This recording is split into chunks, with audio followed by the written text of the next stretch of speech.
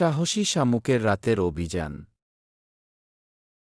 এক ছিল ছোট্ট শামুক, যার নাম ছিল শিলু। শিলু ছিল খুব ধীরস্থির, কিন্তু তার মনে ছিল অনেক কৌতূহল। সারাদিন সে তার শক্ত খোলসের ভেতরে লুকিয়ে থাকত রোদের হাত থেকে বাঁচতে।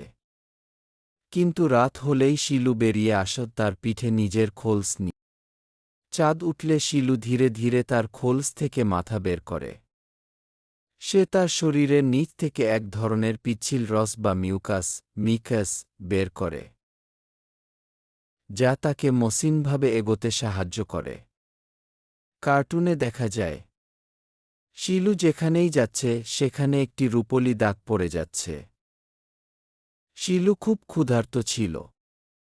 সে তার কর্ষিকা দিয়ে ঘ্রাণ নিয়ে বনের এক কোণে থাকা রসালো কচি পাতার খোঁজ পায়। ধীর গতিতে চললেও সে হার মানে না।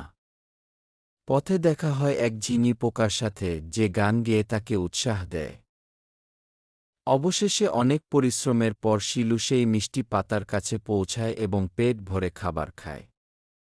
ভোরের আলো ফোটার আগেই সে একটি নিরাপদ জায়গায় গিয়ে আবার তার খোলসের ভেতর ঘুমিয়ে পড়ে।